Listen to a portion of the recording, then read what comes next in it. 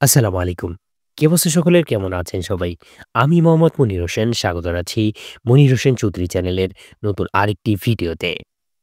প্রিয় দর্শক, আজ আমরা যাচ্ছি এমন এক পবিত্র ভূমিতে, যেখানে নবী করিম সাল্লাল্লাহু আলাইহি ওয়াসাল্লাম এবং সাহাবায়ে কেরাম জীবন দিয়ে প্রমাণ করেছিলেন, আল্লাহর পথে মৃত্যুই প্রকৃত জীবন। হ্যাঁ, আজ আমরা যাচ্ছি উহুদের ময়দানে, যেখানে ইসলামের ২য় বড় যুদ্ধ সংঘটিত হয়েছিল। অর্থাৎ আমাদের আজকের গন্তব্য গাজওয়ায়ে উহুদ। প্রিয় দর্শক, উহুদের যুদ্ধ হয় হিজরতের ৩য় বর্ষে। বদর যুদ্ধে মুসলমানদের কাছে পরাজিত হয়ে মক্কার কুরাইশরা প্রতিশোধ নিতে প্রস্তুত নেয়। তারা ৩,০০০ সৈন্য নিয়ে মদিনার দিকে রওনা হয়। আর নবী করিম সাল্লাল্লাহু আলাইহি ওয়াসাল্লাম বের হন মাত্র ৭০০ সাহাবী নিয়ে। যুদ্ধের স্থান নির্ধারিত হয় মদিনার উত্তরে, যেখানে বিশাল পর্বত জাবালে উহুদ অবস্থিত। এই পাহাড়ের পিছনেই নবী করিম সাল্লাল্লাহু আলাইহি ওয়াসাল্লাম সেনাবাহিনী সাজিয়ে দাঁড়িয়ে থাকেন। নবী করিম সাল্লাল্লাহু আলাইহি ওয়াসাল্লাম ৫০ জন তীরন্দাজ সাহাবীকে পাহাড়ের একটি গিরিপথে দাঁড় করিয়ে দেন এবং আদেশ দেন, আমাদের জয় বা পরাজয় যাই হোক না কেন, তোমরা এই স্থান ছেড়ে যাবে না। প্রথমে মুসলমানরা অসাধারণভাবে জয়ী হন। কুরাইশরা পালাতে শুরু করে। কিন্তু গিরিপথের তীরন্দাজ সাহাবী মনে করলেন যুদ্ধ শেষ। তারা নিচে নেমে আসে যুদ্ধক্ষেত্র থেকে গনিমতের সম্পদ সংগ্রহ করতে। এই সুযোগে খালিদ ইবনে ওয়ালিদ, যিনি তখনও মুসলিম হননি, তিনি তার অশ্বারোহী বাহিনী নিয়ে পেছন থেকে আক্রমণ চালান। এভাবেই মুসলমানরা কঠিন পরীক্ষার মুখে পড়েন। এই যুদ্ধে নবী করিম সাল্লাল্লাহু আলাইহি ওয়াসাল্লাম নিজে আহত হন এবং তার দান্দান মোবারক শহীদ হয় এবং তার মুখে রক্তাক্ত হয়। আর তার হেলমেটের লোহার টুকরো তার পবিত্র শরীরে ঢুকে যায়। সাহাবা একরাম তাকে ঘিরে বলেন, ইয়া রাসূলুল্লাহ, আমাদের পিতামাতা আপনার জন্য কুরবান। এই যুদ্ধে প্রায় ৭০ জন সাহাবী শহীদ হন, যাদের মধ্যে সবচেয়ে বিখ্যাত হামজা ইবনে আব্দুল মুত্তালিব রাদিয়াল্লাহু তাআলা আনহু, যিনি নবী করিম সাল্লাল্লাহু আলাইহি ওয়াসাল্লামের চাচা এবং আসাদুল্লাহ, আল্লাহর সিংহ নামে পরিচিত। হিন্দা নামের এক মহিলা তার দেহ বিকৃত করে দেয়, কিন্তু রাসূলুল্লাহ সাল্লাল্লাহু আলাইহি ওয়াসাল্লাম তবুও পরে তাকে ক্ষমা করে দেন। এই ঘটনায় প্রমাণ করে নবী করিম সাল্লাল্লাহু আলাইহি ওয়াসাল্লাম শুধু এক যোদ্ধা নন, তিনি ছিলেন দয়া তিনি ছিলেন দয়া, ক্ষমা ও ধৈর্যের প্রতিমূর্তি। প্রিয় দর্শক, এখন আপনারা যে দৃশ্য দেখছেন, এটা উহুদের শহীদদের কবরস্থান। এখানেই ঘুমিয়ে আছেন সেই ৭০ জন সাহাবী, যাদের জন্য নবী করিম সাল্লাল্লাহু আলাইহি সাল্লাম প্রায় প্রতিবারই জিয়ারতে আসতেন। রাসূলুল্লাহ সাল্লাল্লাহু আলাইহি ওয়াসাল্লাম একবার এই শহীদদের উদ্দেশ্যে বলেছিলেন, তোমরা আমার ভাই, আমি তোমাদের সঙ্গে দেখা করার জন্য ব্যাকুল। এমনকি জান্নাতের বর্ণনা এসেছে, এই সাহাবীরা জান্নাতে আলাদা এক মর্যাদা পাবেন।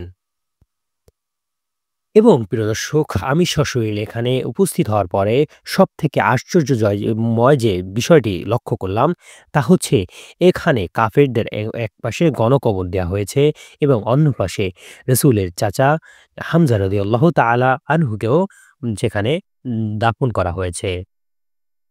এখানে বিভিন্ন কবুতর বা পায়রা, যেটা আমরা বুঝি, সে অনেক কবুতর এবং পায়রা এখানে রয়েছে।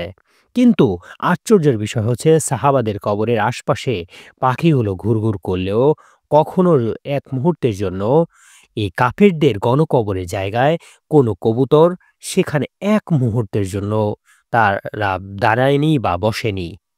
দেখে খুবই আশ্চর্যময় হলাম এবং আমাদের সাথে যিনি আমাদের মোয়াল্লিম সাহেব ছিলেন, তিনিও বললেন তার এই ২০-২২ বছরের জীবনে তিনি কখনো এরকম বিরল ঘটনা কখনো দেখেনি যে এই কাফেরদের গণকবরের জায়গায় সেখানে কোনো একটি কবুতর সেখানে গিয়েছে বা দাঁড়িয়েছে, নেমেছে বা কবর উপর দাঁড়িয়ে কোনো কিছু খেয়েছে।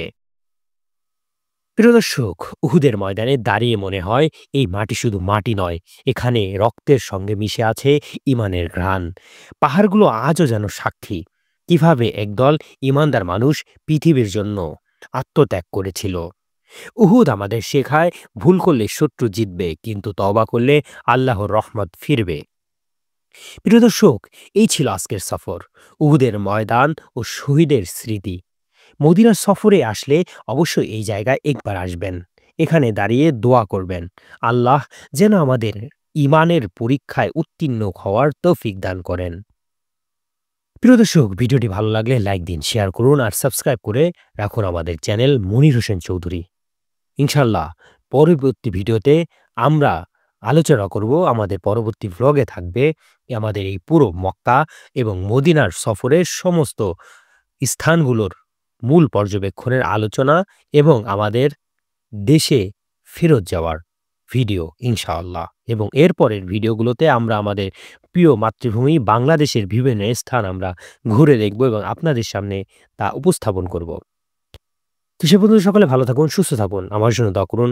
আসসালামু আলাইকুম ওয়া রাহমাতুল্লাহি ওয়া বারাকাতুহু। আল্লাহ হাফেজ।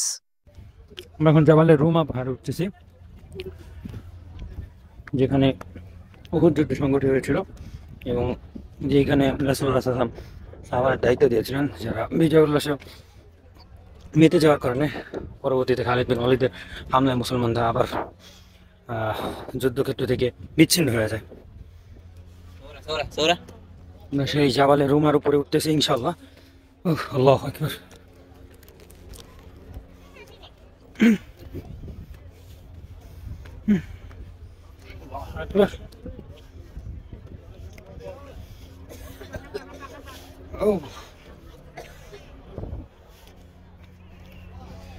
আমরা জাবালে রুমার পাহাড়ের সর্বোচ্চ চূড়ায় উঠে গিয়েছি, যেখানে উহুদ যুদ্ধ সংঘটিত হয়েছিল। যে পাহাড়ের গিরিপথে ওই সময়ে রাসূলুল্লাহ সাল্লাল্লাহু আলাইহি ওয়াসাল্লাম সাহাবাদেরকে মোতায়েন করেছিলেন, কিন্তু সাহাবাকে আমরা বিজয় উল্লাসে মুক্ত হয়ে যাওয়ার কারণে, মগ্ন হয়ে যাওয়ার কারণে পরবর্তীতে খালিদ বিন ওয়ালিদ রাদিয়াল্লাহু তাআলা যখন তিনি ওই সময় মুসলমান ছিলেন না, তিনি মুসলমানদের উপর আচমকা আক্রমণের কারণে মুসলমানরা বিচ্ছিন্ন হয়ে গিয়ে, হত্যভঙ্গ হয়ে গিয়ে উহুদ ময়দানে শিক্ষাস্বরূপ পরাজয় বরণ করে আমরা সেই জাবালে রুমা পাহাড়ের চূড়ায় আমরা উঠেছি, দেখতে পাচ্ছেন।